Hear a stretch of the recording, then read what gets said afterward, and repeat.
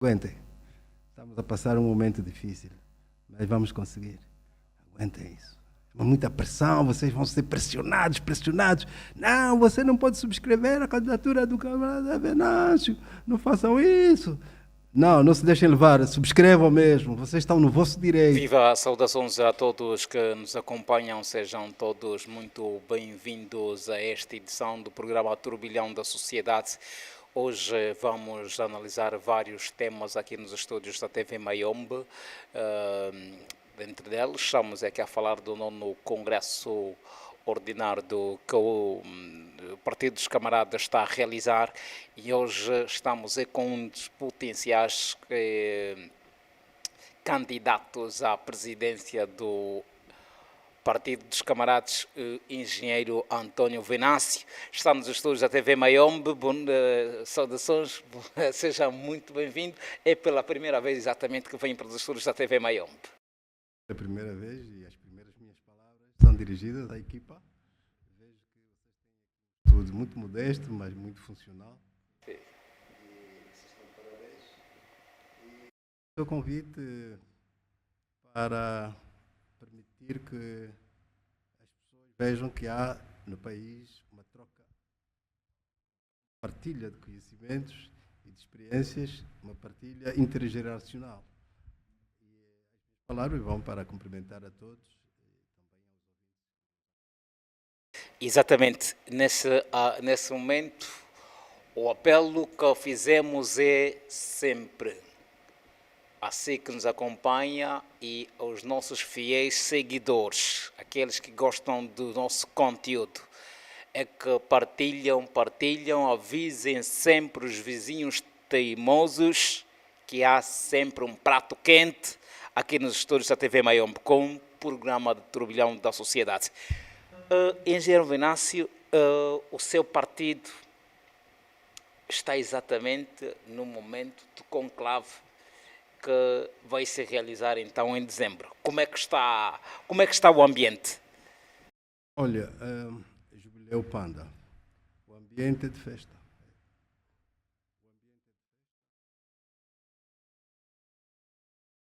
Pela primeira vez na biografia do nosso partido, nós vamos primeiro congresso realizado com múltiplos candidatos.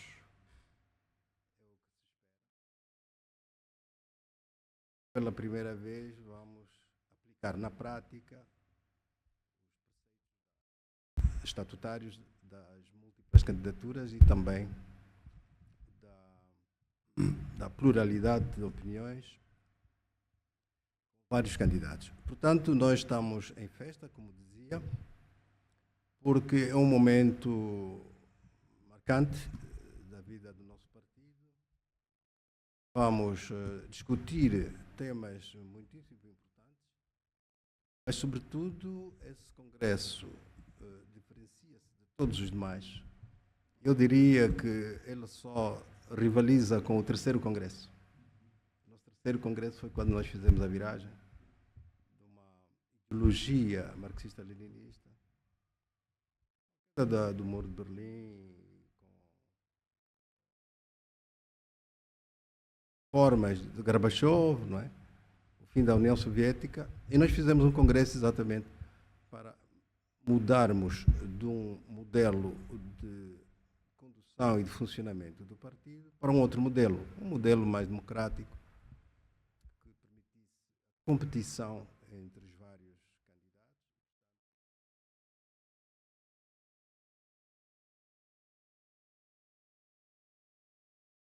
A introduzir novos valores democráticos, que só agora, em 2026, na verdade, critérios e esses valores democráticos novos estão a ser aplicados na prática. Com alguma dificuldade, não é? Com alguma dificuldade, que também já era esperado. Eu tentei, em 2021, trazer pela primeira vez essa competição. Dei o meu interesse em apresentar uma visão diferente para o partido e para o país. Felizmente, não foi possível, devido também à pouca vontade desta viragem, né? Como sabe, nós tivemos primeiro que transmitir aos militantes que nós não tínhamos só deveres, mas também tínhamos direitos e eles não estavam a ser, digamos, colocados ao nosso serviço para melhorar o desempenho do partido. Pronto, então a festa é exatamente nesse sentido. Nós devíamos ter os nossos comitês, todos eles engalanados, com bandeiras especiais para realçar o momento histórico que estamos a viver. É pela primeira vez em mais de 50 anos. Nunca aconteceu. Já temos 4 candidatos admitidos como pré-candidatos, não é? 4 pretendentes admitidos como pré-candidatos por uma comissão que foi apontada pelo Comitê Central. Falou de dificuldades. Que dificuldades é que estão a viver? Próprias. São dificuldades naturais das mudanças. As mudanças trazem sempre resistências, trazem atritos, incompreensões, devido à inexperiência. Quando a gente nunca passou por uma determinada experiência, temos sempre receios, alguns deles incubados, mas que depois se manifestam, e temos comportamentos anómalos. E nós estamos a verificar isso, estamos a acompanhar com serenidade, com espírito de compreensão para com os outros nossos camaradas que estão completamente, digamos que, estão a estranhar como é que é possível que hajam mais candidatos. Nós estamos habituados a viver só com um candidato, já lá vão 5 décadas. E, portanto, todos os outros que se apresentam como pretendentes também ao cargo devem ser isolados, devem ser combatidos. Alguns até fazem ameaças, outros aplicam medidas repressivas, outros provavelmente vão indicar aqueles que apoiam um ou outro candidato, vão indiciá-los como anti-MPLA. E, portanto, essa súmula de comportamentos, essa súmula de atitudes que são contrárias à democracia, é previsível no momento de mudança. Eu não estou muito preocupado como muitos dos meus camaradas estão. Eu já previa, porque já vivi esses momentos amargos em 2021, e eu já previa que iríamos encontrar obstáculos. Muitos deles estão a ser bem ultrapassados, porque há camaradas nossos que os mais conscientes, aqueles que são os mais lúcidos, estão a deixar com que essa euforia contrária acalme para continuarem os seus trabalhos. Por exemplo, no meu caso concreto, e você fala de dificuldades, no meu caso concreto, encontramos algumas dificuldades. Temos que ser francos, né? Nas províncias nós temos pontos focais. Nossos camaradas que nos apoiam, que alguns já vêm de 2021, informaram-nos de que haviam algumas dificuldades, mas elas estão a ser superadas e com bastante inteligência, porque o partido precisa disso. Precisa de membros, precisa de militantes inteligentes para ajudarem o partido a sair do marasmo do autoritarismo partidário. Nós vivemos durante muito tempo com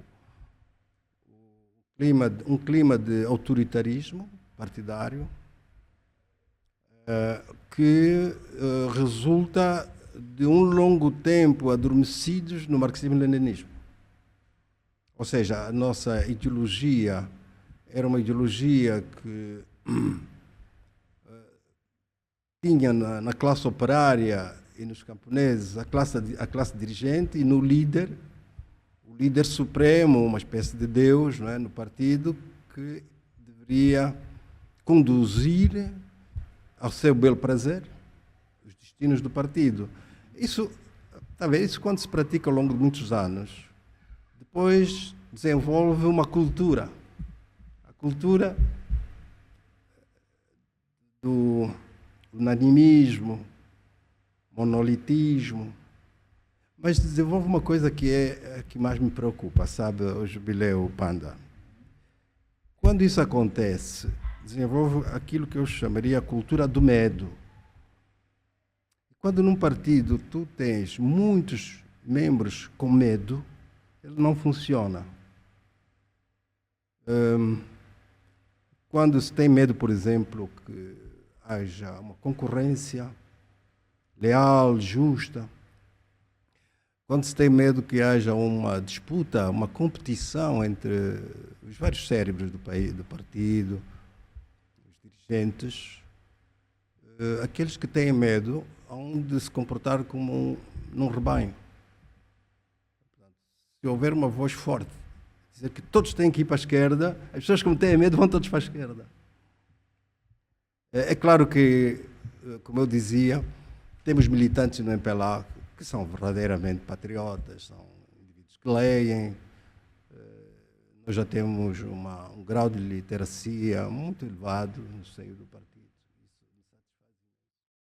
Temos cada vez mais militantes de qualidade. Militantes que sabem que o que norteia o partido, a orientação do partido, está balizado nos estatutos.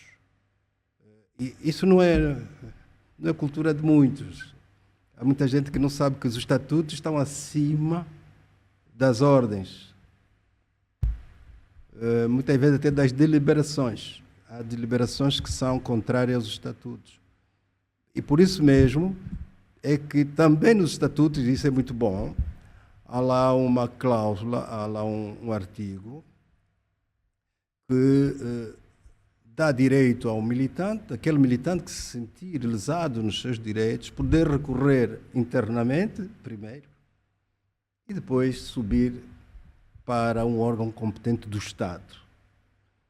Essa cláusula é fenomenal. Quer dizer que nós,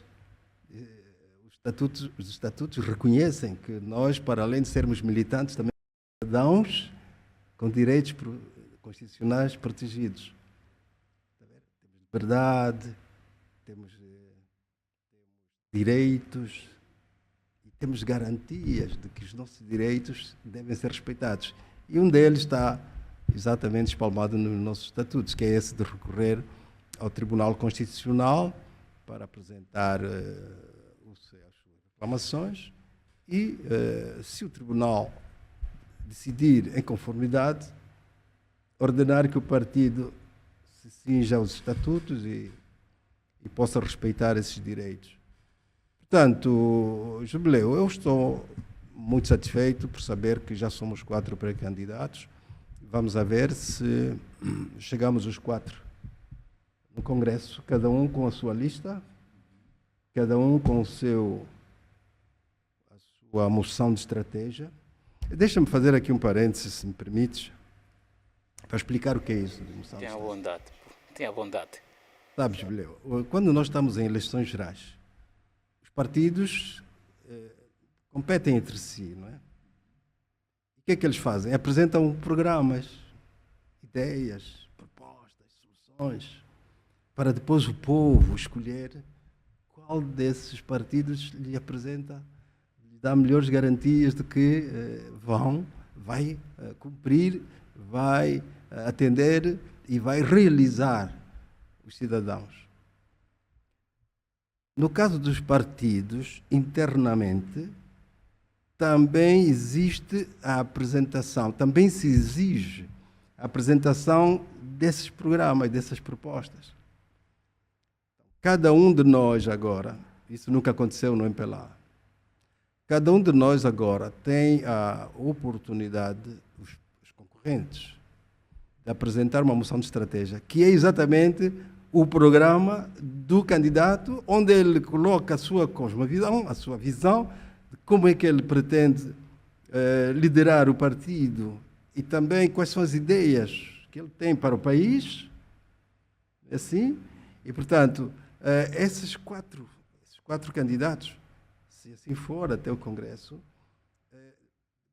darão oportunidade aos militantes, aos delegados, de escolherem o melhor. Ou seja, eu ultimamente tenho estado a apreciar, e aprecio assim com um bocadinho de humor. As pessoas estão a correr atrás do número de subscrições. Como é que olhas para Já isso? me disseram que aí um dos nossos candidatos já apresentou 11 mil. Está a falar Nós só exatamente do precisamos de presidente João 5 mil, Lourenço. 5.250. Não, é um dos candidatos, né? Você me convidou aqui como concorrente. Exatamente, sim. Não me convidou só como militante, como concorrente. Estou a falar como Exatamente, concorrente. é já aí. Há um dos nossos concorrentes que apresentou 11 mil. 11 mil. Isso é um pouco estranho. No mínimo estranho. Os nossos estatutos só pedem 5.250. É possível que haja ali um erro, uma falha. Então, talvez eu apresentaria aí 5.500, 200, 6.000, por aí, né? Mas quando se apresenta 11 mil, é um sinal de que a pessoa não está segura. Imagina que apareça alguém com 20 mil. Isso até desprestigia a candidatura, não é? Porque a pessoa demonstra com isso que está insegura relativamente à autenticidade dos documentos, tem medo de que haja muitas falhas. Apresenta 20 mil. Não, no nosso caso, nós vamos apresentar um número razoável, vamos lutar para que os nossos processos dos candidatos, dos nossos subscritores, sejam de alta qualidade, de alta confiabilidade, e talvez a gente chegue aos 5.500 subscritores, 6.000, vamos assim dizer. Mas nós não pensamos chegar com 50 mil, isso seria desprestigiante para nós. Acha os 11 mil apresentados pelo candidato João Lourenço um exagero? Bom, vamos lá ver. Eu geralmente faço análises com base na lógica. Como sabe, eu sou engenheiro de profissão. Quando nós projetamos um edifício, nós também temos coeficientes, nós chamamos os coeficientes de segurança. Sempre é romano, né, nos cálculos. Então, nós geralmente apresentamos coeficientes de majoração e de minoração para garantir que os materiais resistam aos esforços, e aumentamos até a carga para, se eventualmente houver alguma sobrecarga, o edifício, nesse caso será, sei lá, a viga ou o pilar, possa resistir. Então, há sempre coeficientes de segurança. Se nós apresentarmos coeficientes de segurança muito exagerados, o edifício fica mais caro, sem necessidade. Vamos passar um pouco isso para a competição política.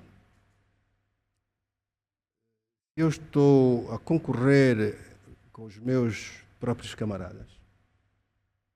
São militantes que têm direitos e têm deveres iguais aos meus. Eu não posso, por exemplo, convidar a população inteira, não posso chamar a todos os militantes com uma ordem para virem apoiar.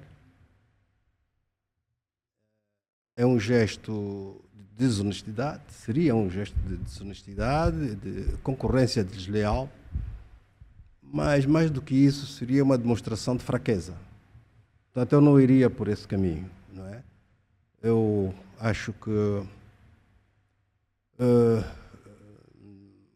convidar muita gente para vir apoiar-me numa concorrência em que eu estou no mesmo patamar de direitos e mais.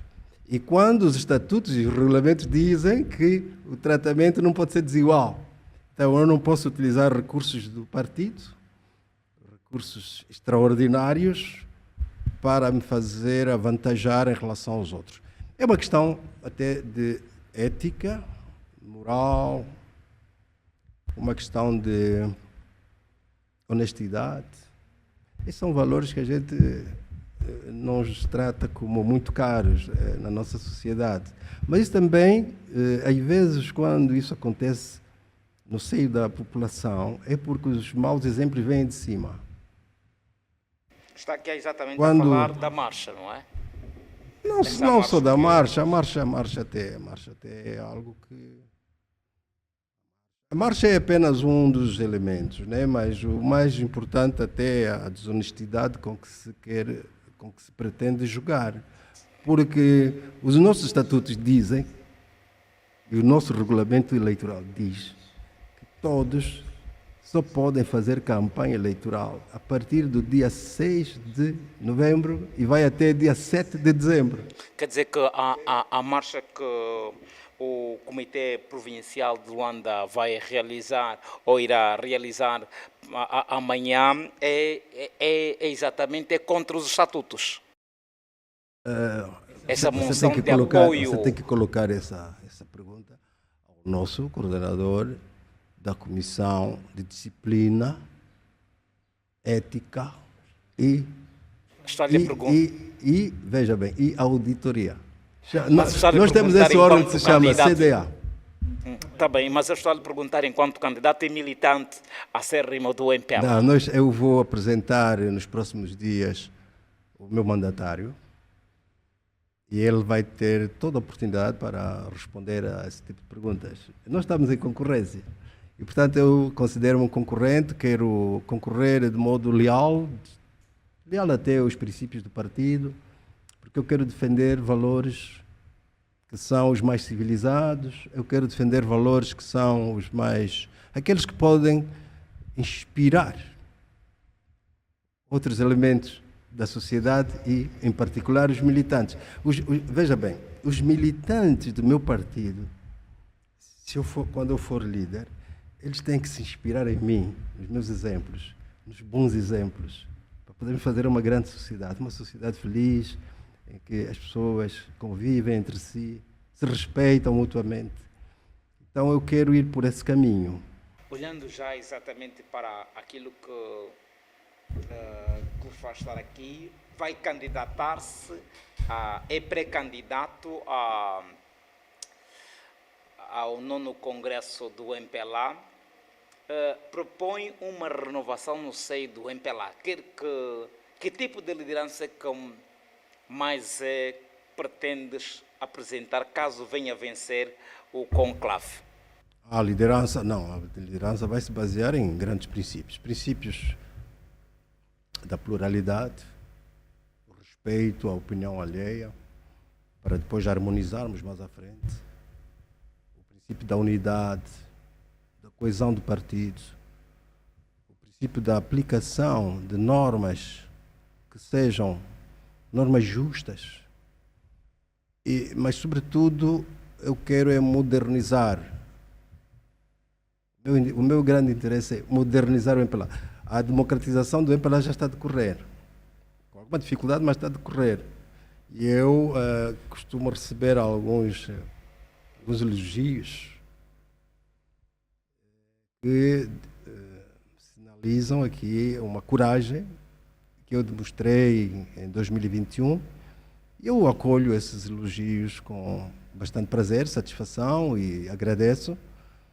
E, portanto, já estamos a vencer a batalha da democratização interna com múltiplas candidaturas. Vamos agora vencer a batalha da modernização do MPLA para tornar o MPLA um partido progressista, um partido que se guia por linhas estatutárias, regras, que respeita a Constituição, um partido exemplar, que muitos até que já o abandonaram possam regressar com muita satisfação, porque sabem que o partido agora mudou, o partido agora é o outro, é mais humanista, rege-se por normas e regras de valores caros, e portanto eu quero ser um líder que atraia também muitos daqueles que estão ainda titubeantes, que não sabem se o país vai avançar, se o país vai continuar como está. Eu quero relançar a esperança a todos eles e também, e sobretudo aos jovens, porque há muitos jovens que gostariam de entrar no MPLA.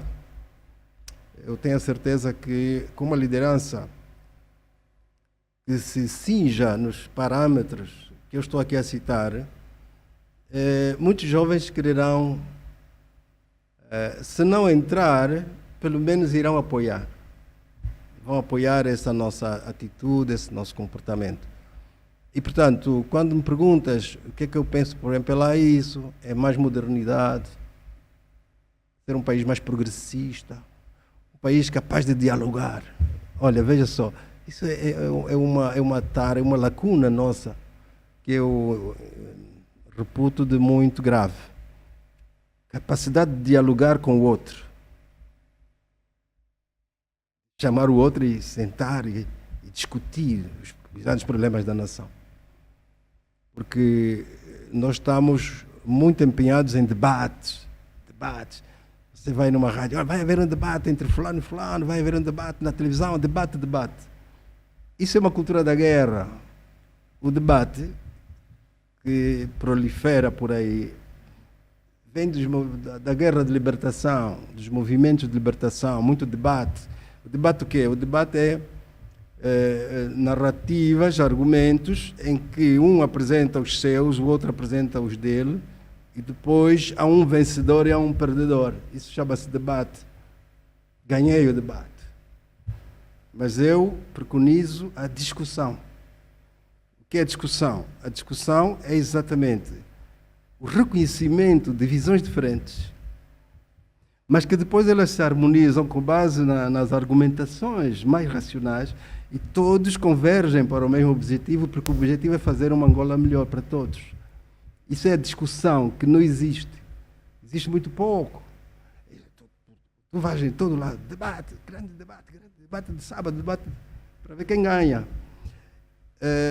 E nós temos que sair deste marasmo político, temos que distender o país. Nós temos que ser um país desanuviado.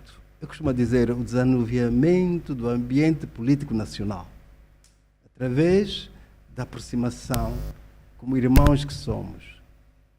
Veja que nós até temos dificuldade dentro do próprio MPLA. Eu estou a falar aqui, irmãos, dentro da irmandade, da humanidade, da sociedade, mas dentro do MPLA nós temos uma palavra que utilizamos pouco.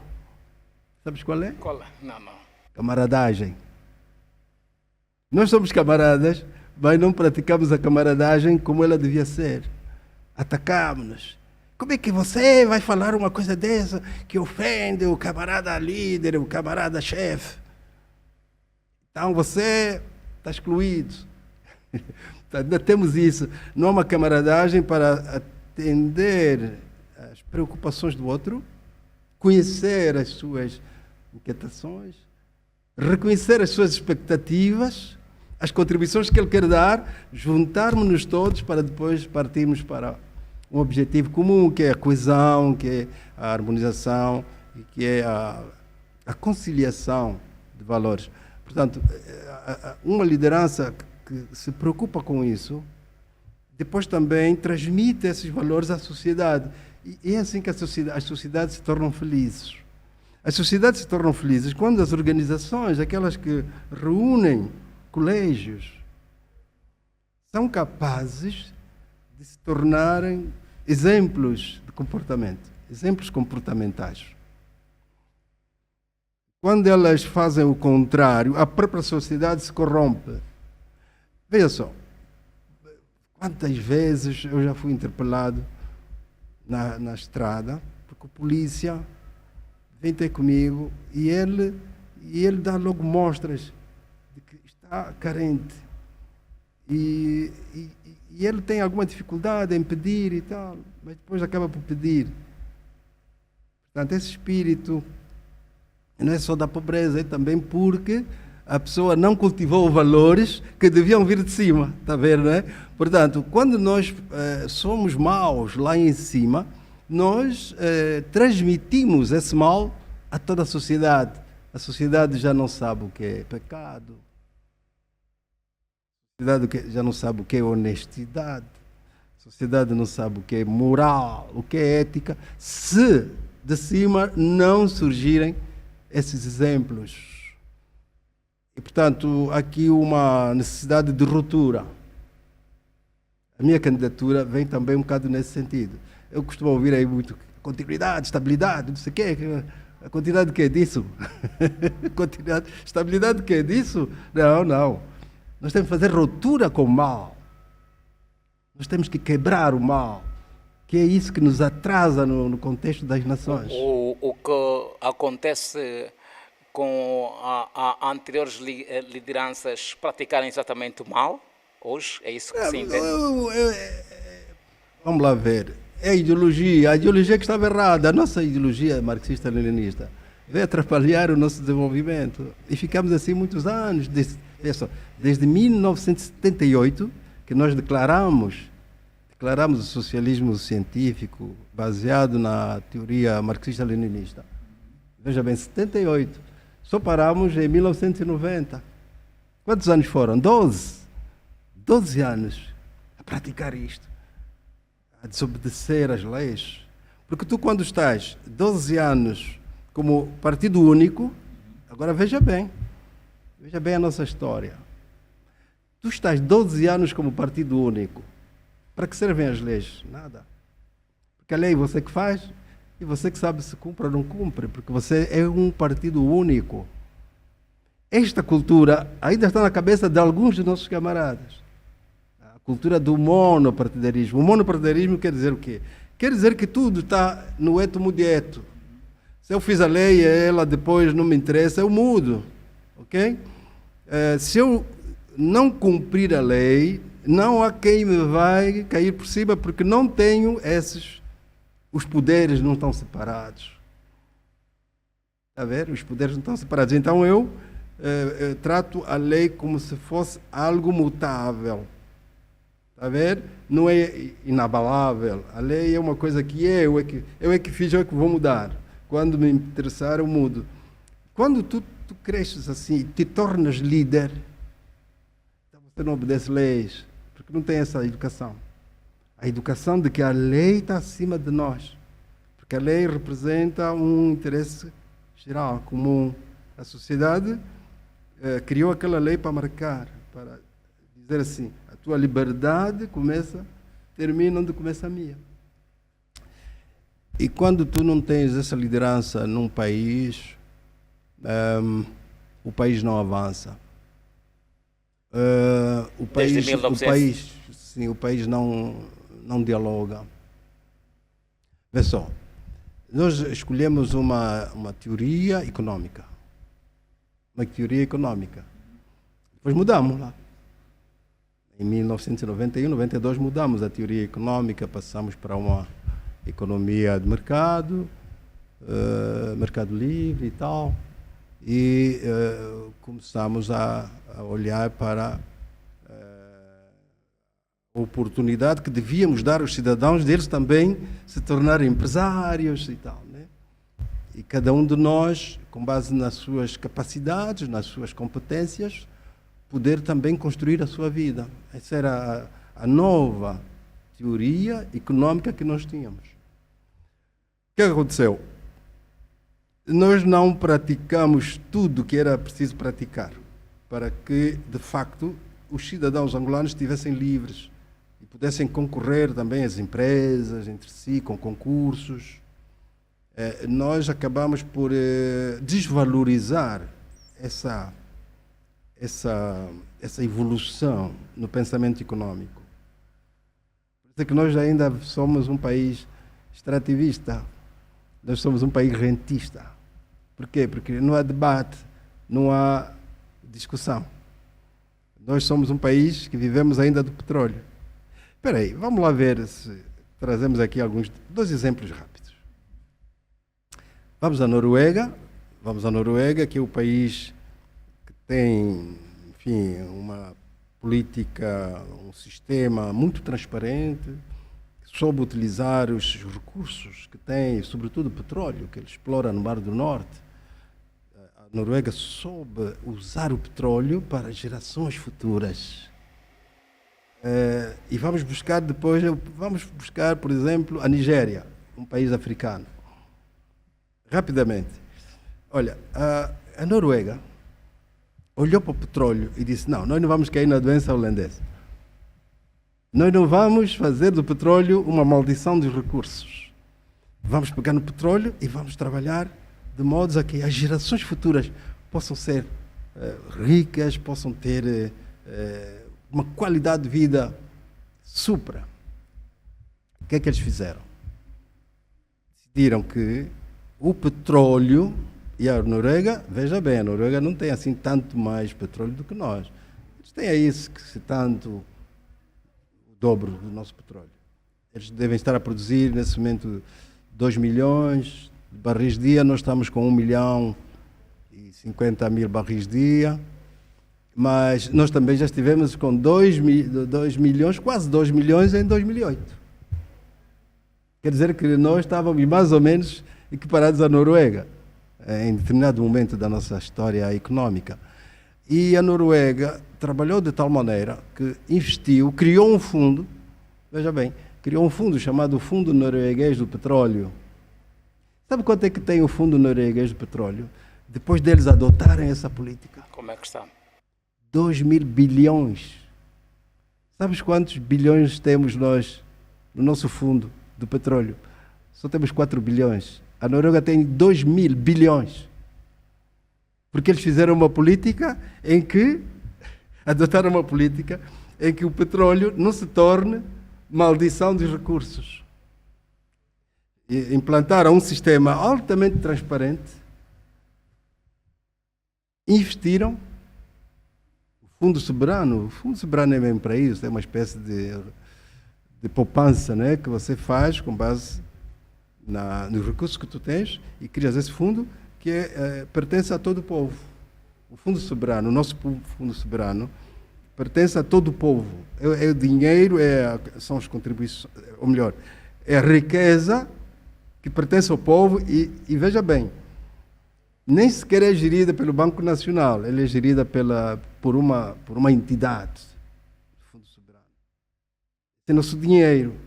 E nós já estávamos nos 5 mil milhões, já estávamos em 5 bilhões, já estávamos a subir. Desceu.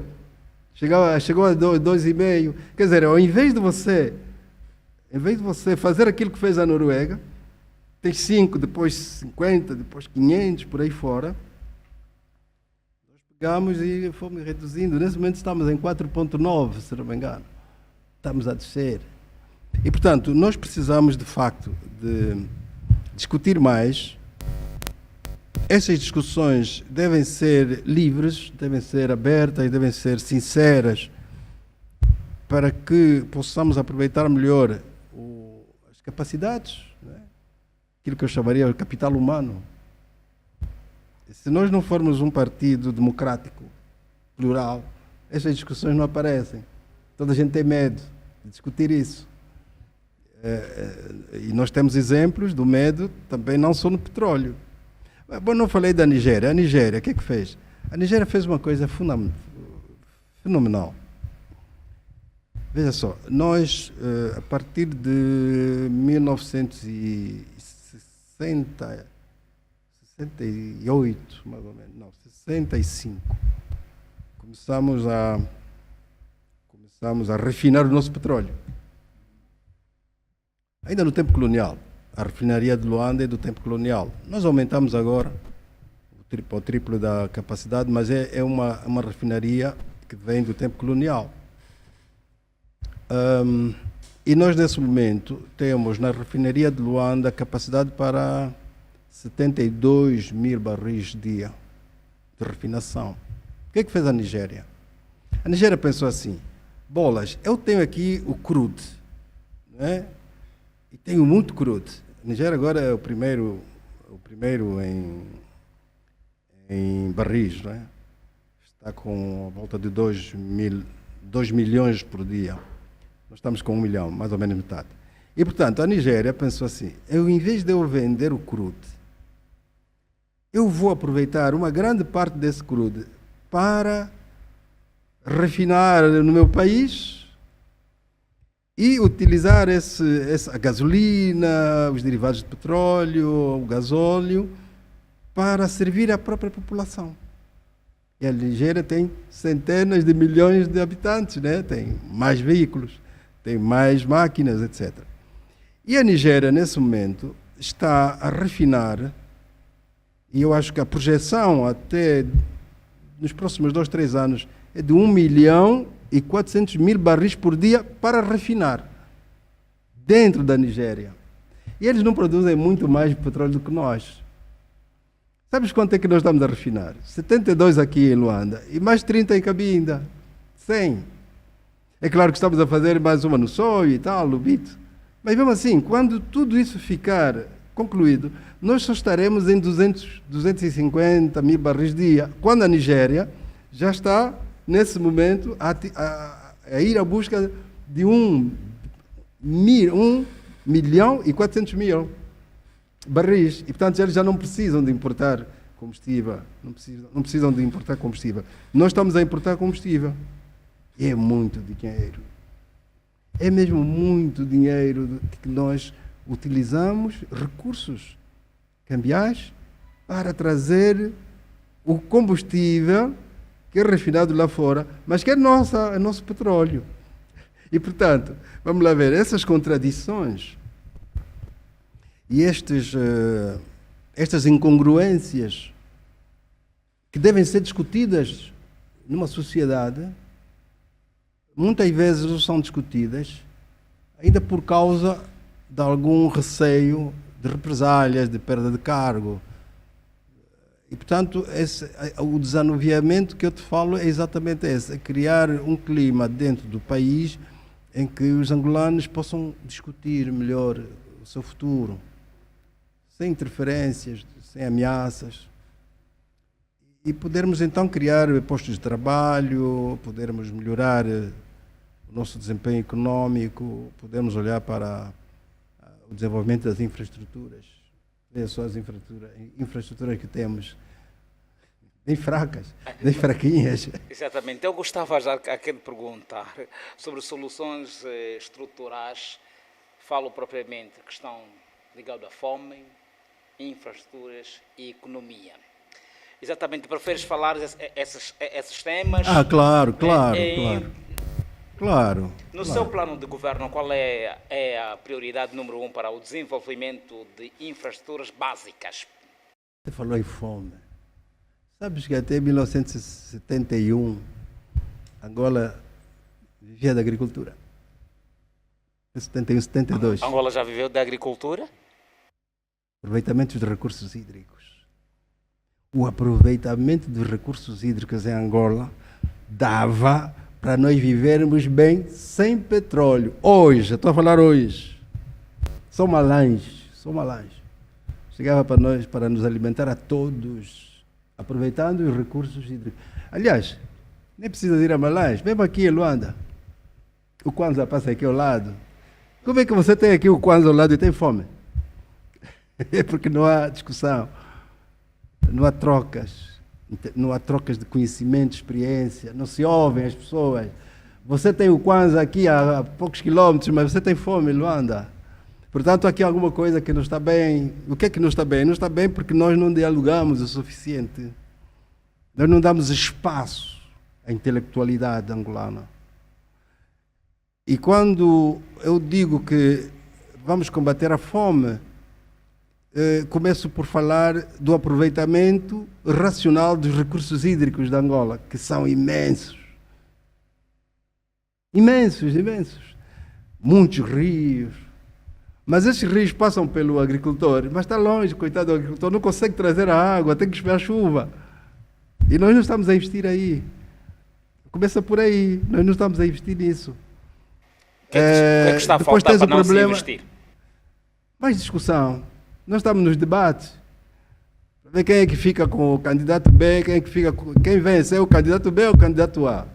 Não, quem tem que vencer é Angola. é o desenvolvimento. Isso é que interessa. Não é o João, o Pedro, o Joacinto, que essa é melhor que aquela, essa aqui é uma maravilha. Maravilha de onde? 50 anos fez o quê? Para ver aqui uma pessoa maravilhosa, em 50 anos tínhamos de ter aqui alguma coisa que nos projetasse no mundo. Em 10 anos de governação dá alguma coisa? 10 anos de governação. Oh, não dá como. Dá-me só um dia de governação. Um dia só. Tem um dia faria isso. Dá-me só um dia. Para tu veres. Muda tudo, começa a mudar tudo, porque eu vou dar o primeiro exemplo. Sabes qual é o primeiro exemplo que eu daria? Qual? Apresentar a declaração de bens e dar acesso aos cidadãos para poderem consultar, saber quanto é que eu tenho e quanto é que eu terei quando acabar o meu mandato. Primeiro gesto. Só com isso começa já a modificar o conceito de combate à corrupção.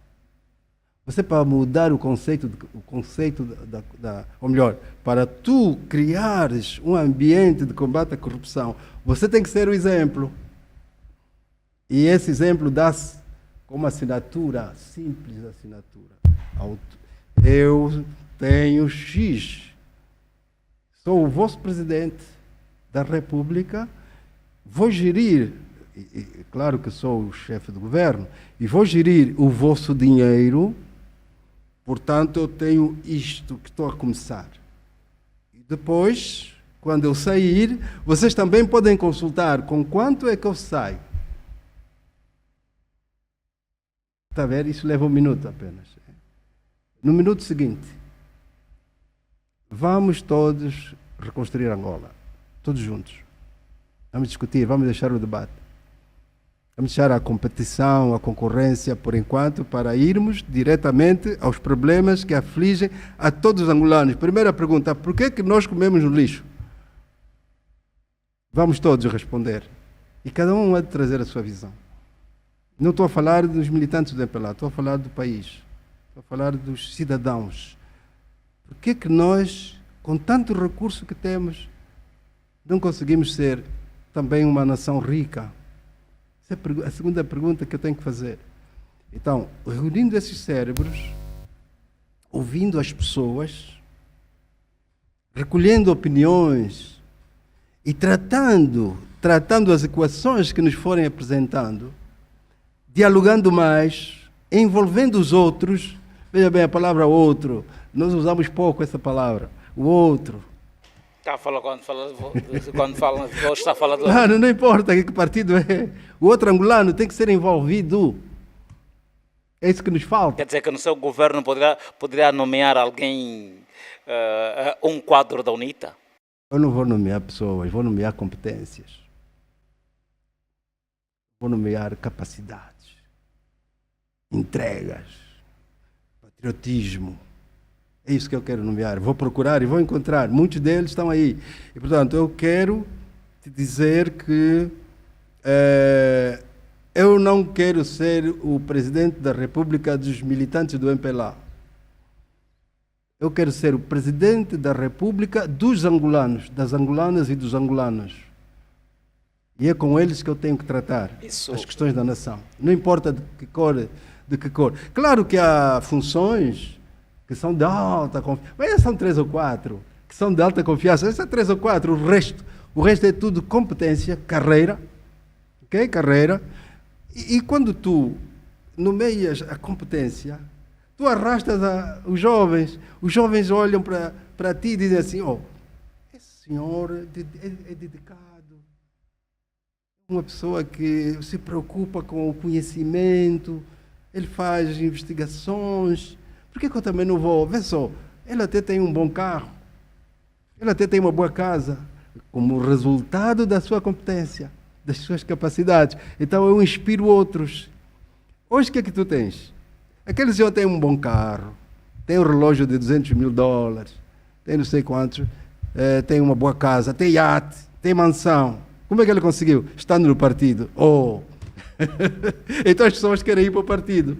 E quando estão lá, querem subir rápido para ir à busca também dessas mordomias. É isso que está errado na nossa sociedade. A nossa sociedade não pode ser partidarizada. A nossa sociedade tem que ser uma sociedade em que os partidos só competem com os seus programas, não é com os símbolos, é com os seus programas, com as suas soluções. Por isso é que há debates presidenciais. Agora aqui é debate, porque esse tem que mostrar que o programa dele é superior ao outro. Os debates presidenciais têm que ser uma prática corrente na nossa sociedade para mostrar que somos, de facto democratas. E depois é o debate interno para discutir. O debate, eu não diria, é a discussão interna para aqueles que são no mesmo partido poderem encontrar soluções e depois escolher um líder que seja líder. Não um chefe. Nós passamos a vida a escolher chefes. Em Angola é chefe, escolher chefes. Temos pouco conhecimento dessa diferença entre o chefe e o líder. Para nós, a palavra líder deve ser por ser a mais bonita, né? Qual é o Jubileu? Diga-me lá. Qual é a palavra mais bonita? É chefe ou líder? Tu gostarias de ser líder ou chefe? Líder. Mais bonito, não é? As pessoas ficam no líder, mas depois esse líder afinal é um chefe. Em 10 anos Esse líder afinal é um chefe, não é um líder. Ele chefia, comanda, ele manda tudo.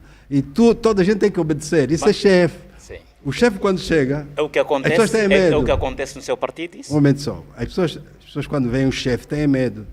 E quando o chefe vai-se embora, larga, as pessoas estão satisfeitas, estão alegres. As pessoas quando veem um líder ficam contentes, aplaudem, sentem-se bem. Quando o líder vai embora, as pessoas sentem-se tristes. E essa diferença que a gente não faz. Por quê? Porque a palavra líder é mais bonita. Não, é a função, é o comportamento, é a conduta.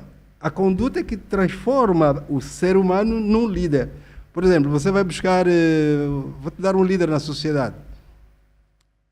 Um jovem que não está no MPLA, não está na UNITA. Teixeira, né? Francisco Teixeira. Aquele é líder. Há dias vi ele a reclamar por uma injustiça que fizeram contra um seu camarada. E ele foi lá, disse, prenda-me também, vamos defender juntos a causa. Isso chama-se liderança. O líder não é aquele que ataca o outro. E você. Se não é líder, é chefe. Então nós precisamos de partir agora para as lideranças. É isso que eu quero ser. Eu quero ser um líder para arrastar a população, para arrastar os angolanos por uma causa de desenvolvimento, para acabarmos com a fome, para acabarmos com as perseguições.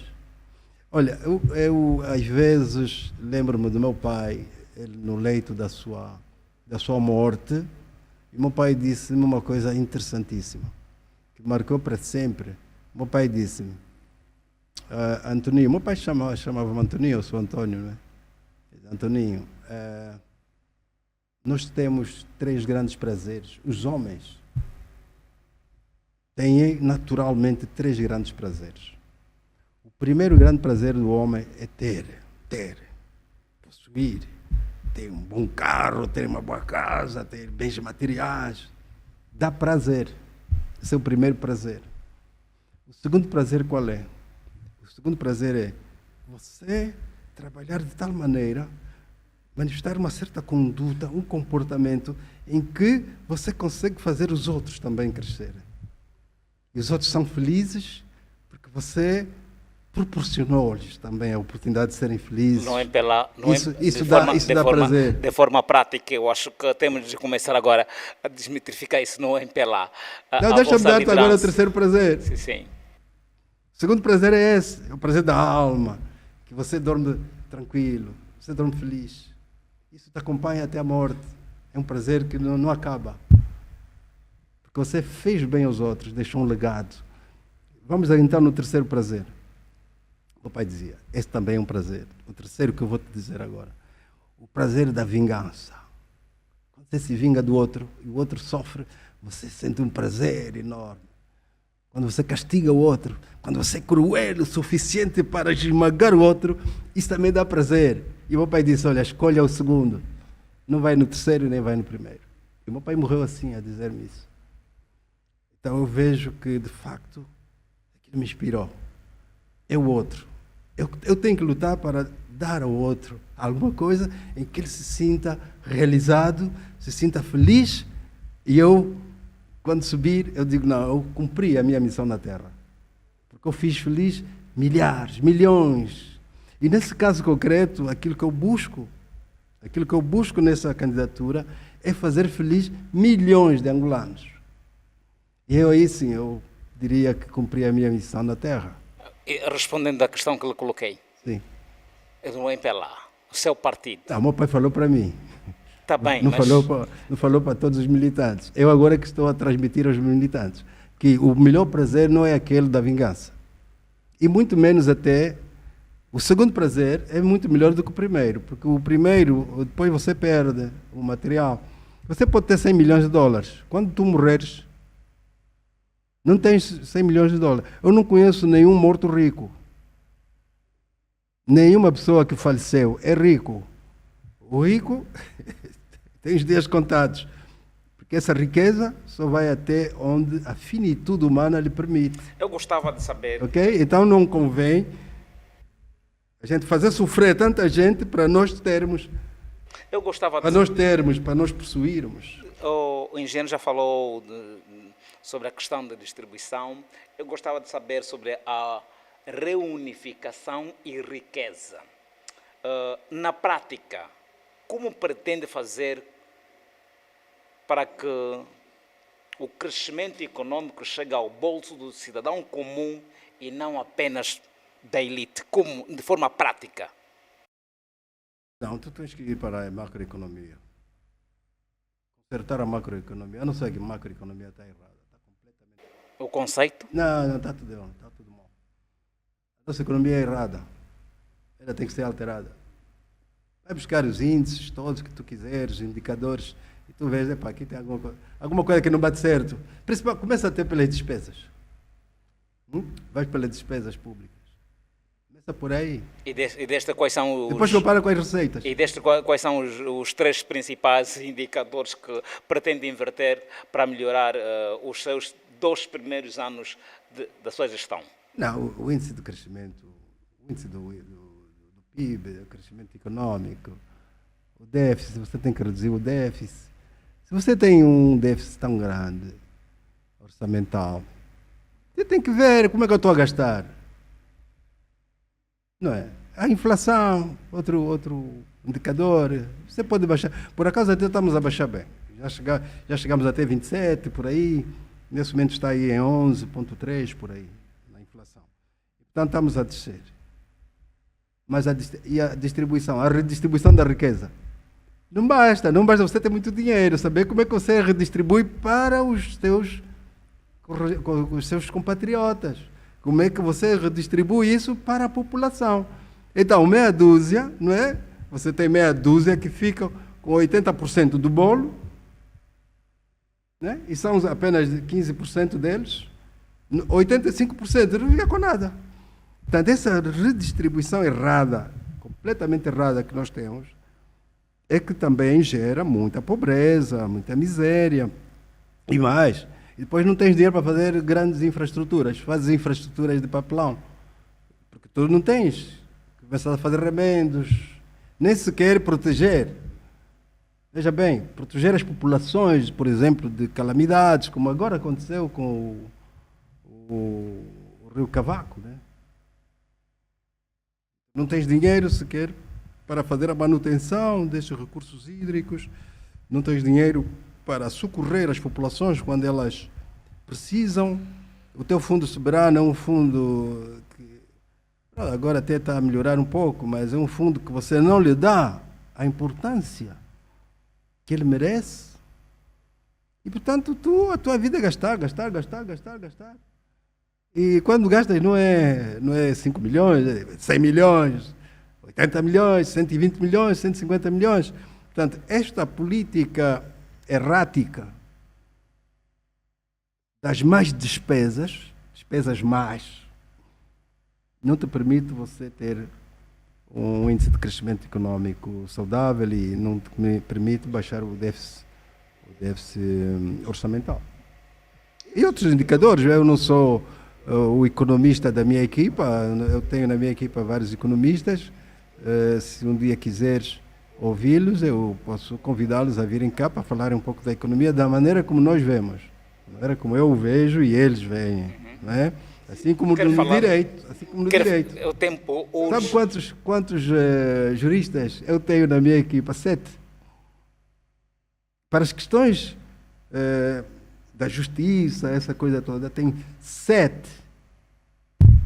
Como é que olhas a forma como é conduzida a justiça em Angola com esta liderança do MPL, do seu partido?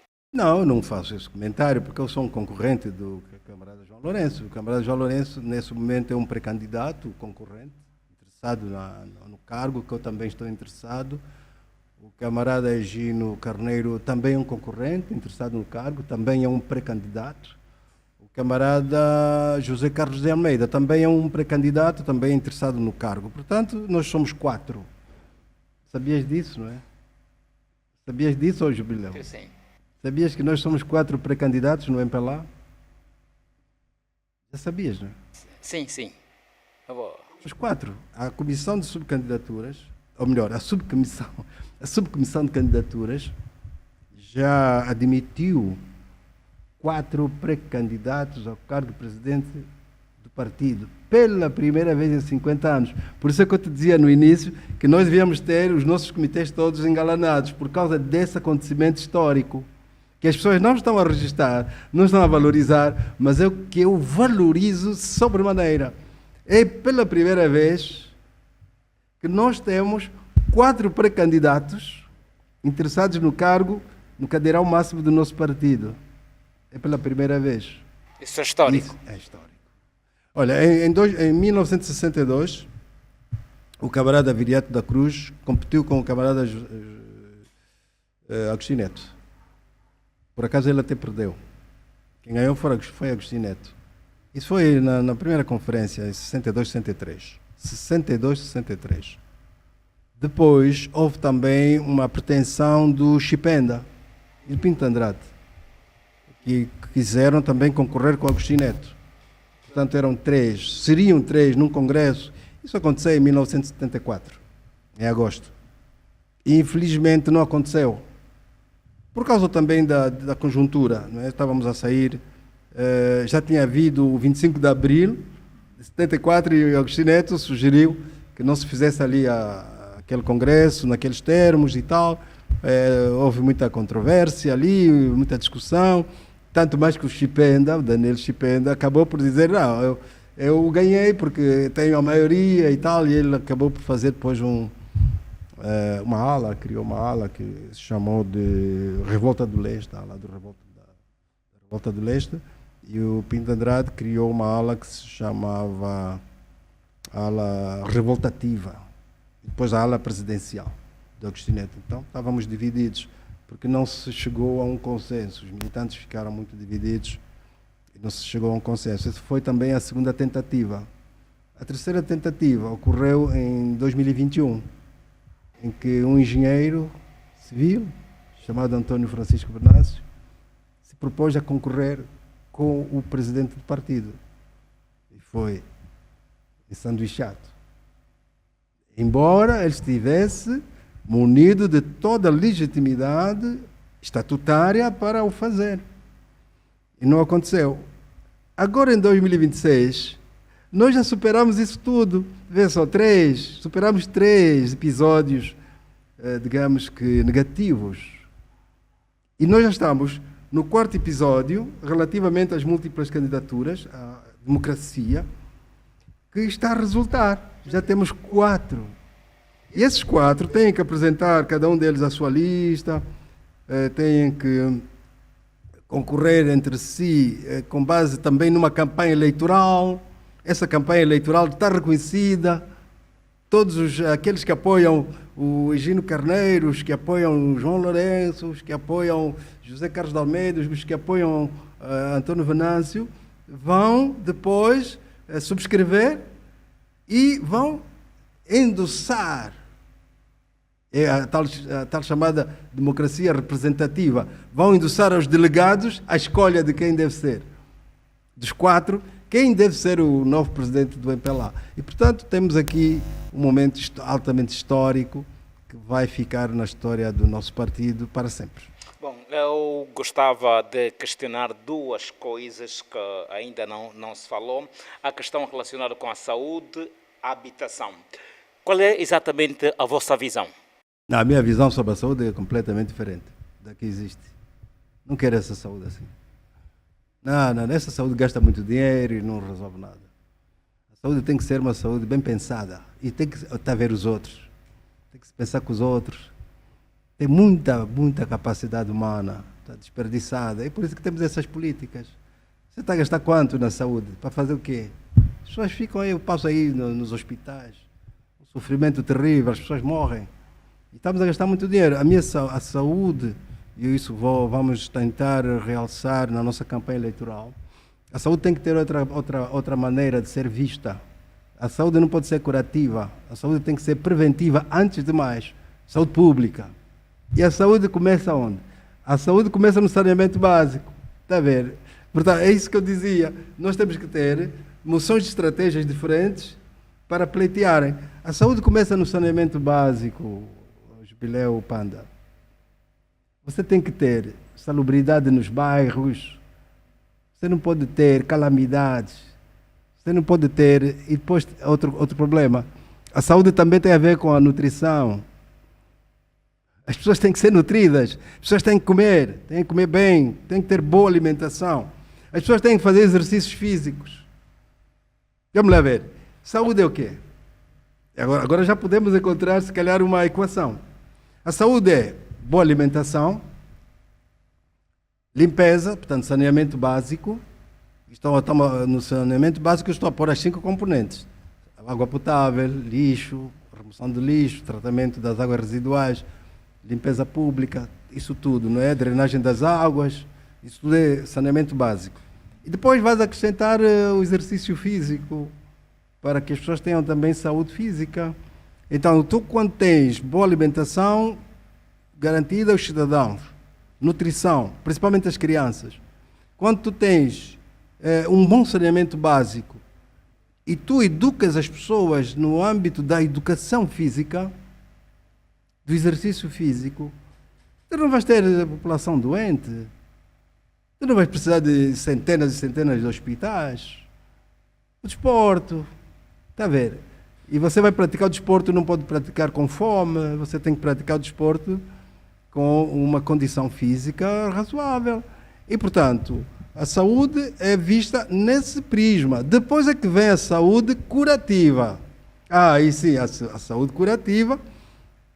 Depois tens, então, os hospitais, tens os centros de saúde, tens as unidades sanitárias, os equipamentos, os médicos, os salários. Essa parte já tem a ver com a parte curativa dos equipamentos, dos remédios. Quando você começa ao contrário, primeiro você faz o hospital, depois vai tapar a calamidade ou a insalubridade, não está a fazer nada. Portanto, a saúde começa exatamente no saneamento básico. $1 que você aplica no saneamento básico, você poupa 4 em saúde. E depois tens a educação. Outro problema também que está errado do meu ponto de vista, né? Estou a falar aqui como um cidadão que analisa as coisas. A nossa educação está completamente errada. Também estamos a fazer o mesmo erro que fazemos para a saúde. Muito dinheiro em obra, muitas escolas caras e tal. A educação, eu já uma vez expliquei isso, nós temos, no que diz respeito à infraestrutura escolar, para evitar que as crianças, estudem ao ar livre, debaixo das árvores, que não tenham, não tenham condições para estudar, para evitarmos isso, nós temos que partir para a construção de escolas em série.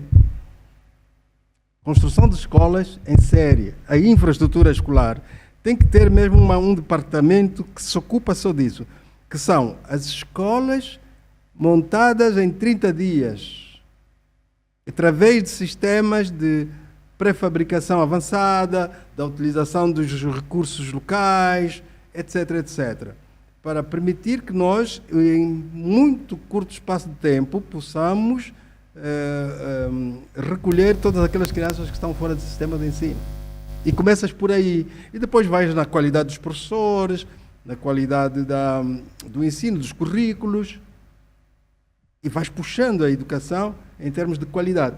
É isso que nos falta. Portanto, eu creio que uma nova visão em relação à educação seria muito bem-vinda para acabarmos com esse sofrimento de muitos pais que não conseguem matricular os seus filhos. A educação superior o ensino superior está muito caro, o acesso está muito difícil, mesmo para chegar ao curso médio é um Deus nos acuda.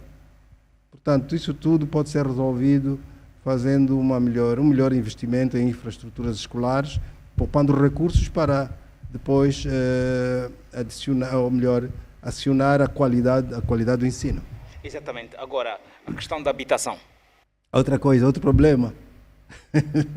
Você estava a puxar coisas que são do meu ofício. Não, a habitação está mal também. Tá mal. Mas tem muitos quadros bons. Na habitação temos muitos quadros bons. Temos bons engenheiros, bons arquitetos. Há dias estive a visitar o Instituto Nacional da Habitação. Encontrei lá muitos camaradas que estudaram comigo, etc. São camaradas que podem dar uma contribuição excelente para mudarmos o modelo da resolução do problema da habitação. O problema da habitação não é um bicho de 7 cabeças. Também aqui tem a construção em série. Temos aqui a exploração e o aproveitamento dos recursos. Vê só madeira. Onde é que vai a nossa madeira? No tempo colonial, a madeira exerceu um papel na habitação que você não imagina, Jubileu. Você não imagina. Mesmo nos Estados Unidos, nós temos boa madeira. Mesmo nos Estados Unidos, a madeira contribui imenso para a resolução dos problemas habitacionais. Mas não estou a falar da madeira como sendo o único recurso. Nós temos muita areia da praia, areia da construção, como nós chamamos. Areia de construção. Tu vas à Namíbia e não tem areia, tem que partir pedra para fazer areia. Nós temos aqui areia em abundância. Brita, então, já não se diz. Cimento é uma questão da gente reabilitar essas fábricas. O aço, então, não se diz, tem muita sucata aí, podemos fazer aço. Não, nós não temos problemas de riqueza, de recursos, não. O problema é ideia. O nosso problema é ideia. Sabes que uma das maiores riquezas que um país pode ter são as ideias dos seus cidadãos. E nós temos isso, só não estão aproveitadas devidamente, do meu ponto de vista. Muito bem. Agora, mas antes de terminar, eu gostava mesmo que fizéssemos esta análise. Em pela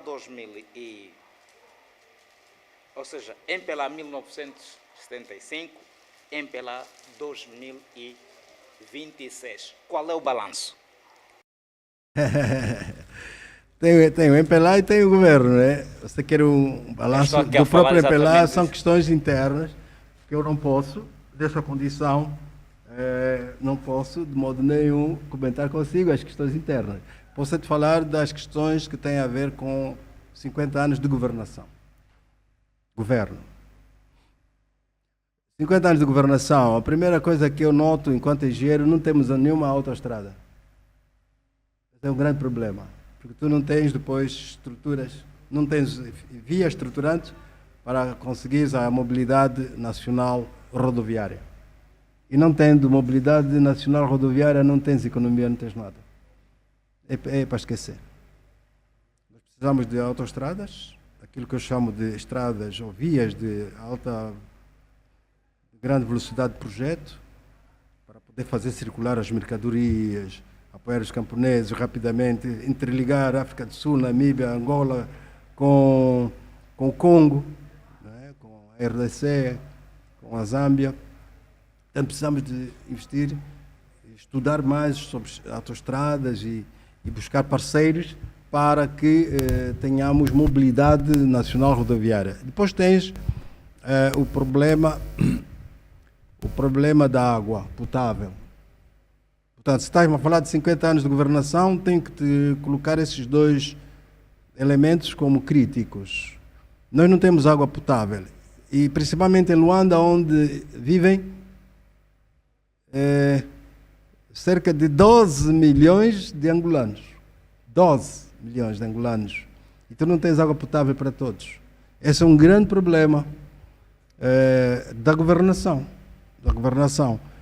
E mais uma vez, aqui também está a jogar um papel negativo a falta de diálogo, a falta de conversa. Porque há engenheiros que têm soluções, não são ouvidos e até são combatidos. Depois temos o outro problema da governação é exatamente este, do saneamento, não é? Como eu disse, morre muita gente em Luanda, morre muitos angolanos em outras províncias por causa do saneamento básico. As mortes são verdadeiramente escandalosas em termos de estatística. Não, eu quando vou ao cemitério saio de lá arrepiado.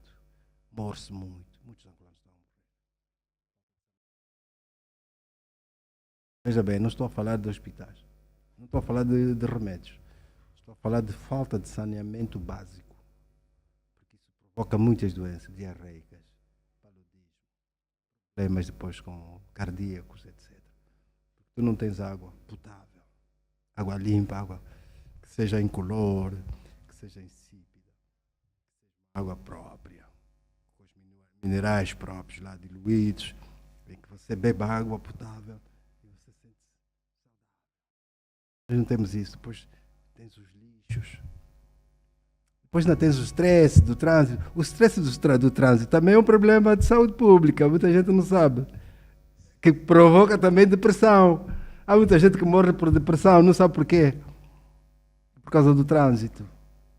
Não há mobilidade em Luanda. E você nem dá conta. Você todos os dias faz aquele exercício. Estressante. Quando tu dás conta, aquilo evoluiu para uma depressão. E a depressão depois vai te afetar outros órgãos. Você chega aos 60 já muito debilitado. Você apanha uma doença, tu estás muito debilitado. Portanto, as doenças que nós temos, muitas delas, podem ser combatidas e a nossa governação, não é, ainda tem isso como um desafio. Pode ser, claro que pode ser melhorado. Podemos resolver isso, podemos, sim senhora. Falta apenas isso, falta concorrência. Falta concorrência na liderança. Para a gente escolher o melhor líder. Aquele que tem visão, que diz assim, pá, não, o meu problema aqui é desenvolvimento, o meu problema aqui é saúde para as pessoas, o meu problema aqui não é a minha riqueza, o meu problema aqui é a saúde, a educação, não é a felicidade do meu povo, o bem-estar do meu povo. Falta-nos esse líder. Exato, já mesmo para terminar, porque o tempo já urge, que mensagem quero deixar exatamente para os militantes? Para os militantes quero dizer que aguentem, estamos a passar um momento difícil, mas vamos conseguir, aguentem isso. Muita pressão, vocês vão ser pressionados. Não, você não pode subscrever a candidatura do camarada Venâncio, não façam isso. Não se deixem levar, subscrevam mesmo, vocês estão no vosso direito. Essa mensagem que eu deixo aos militantes do MPLA. Subscrevam, desafiem a mostrar aqueles que disserem que só têm que votar num candidato, que mostram onde é que está escrito no estatuto. Não está escrito em nenhum estatuto, nem em nenhum regulamento. Votem naqueles, subscrevam as candidaturas daqueles que vocês acham que devem ser os vossos líderes, ou que o vosso líder. Não tenham receio. E se houver alguma pressão, se houver alguma intimidação, registrem a intimidação, mandem para mim, que nós vamos encaminhar isso para o órgão que vai tomar as devidas medidas, porque isso é uma infração aos estatutos. Portanto, e os delegados, já agora os futuros delegados, quando chegarem ao Congresso, votem de livre consciência, façam a vossa opção de forma livre. Vamos exigir que as urnas sejam transparentes, que não haja votos adiantados, que a contagem seja feita na presença de representantes de todos os candidatos, que a votação seja não só livre, mas secreta. Secreta É assim que está no artigo 16 do Estatuto, no artigo 37º do nosso regulamento eleitoral, e vamos escolher o nosso líder, o nosso futuro líder, de forma consciente para fazermos avançar Angola e o MPLA. Muito bem, agradecemos já mesmo. Eu é que Já está. agradeço a oportunidade que você me dá. Muito obrigado E estou mesmo. muito bem, estou muito bem sensibilizado, muito bem impressionado com o vosso estúdio. É modesto, mas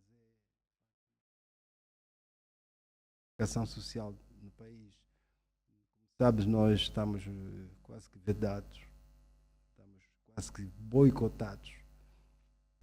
Também o sistema que a gente montou, de vez em quando, age contra nós mesmos, né? Às vezes é que dizer, não, põe assim essa lei, põe aquela lei. Depois quando a gente vê, epa, essa lei afinal está contra mim. E portanto, estás a ver, quando nós não conseguimos fazer com que os órgãos da comunicação social do Estado possam ser livres, profissionalmente idôneos, plurais, imparciais, quando a gente veta isso, depois quando a gente precisa deles, eles dizem, não, epa, eu dependo da ordem. Então nós agora estamos com dificuldade em fazer passar também a nossa mensagem. Só um candidato é que está a poder fazê-lo. E com recursos do partido. E portanto nós partimos um pouco em desvantagem, mas nós vamos superar. Convosco, Nós estamos aqui. com os outros aparelhos, Sim, com sim. os outros canais, com os outros canais, com os outros jornalistas que estão fora do sistema do Estado, vamos poder conversar e dialogar com a nossa população, com os nossos militantes, fazermos assim um país feliz. Muito bem, muito bem. Aqui fica esta edição. Saiba que, aliás, é vossa responsabilidade de partilhar, comentar e avisar sempre aqueles vizinhos teimosos sobre o debate. Estamos juntos.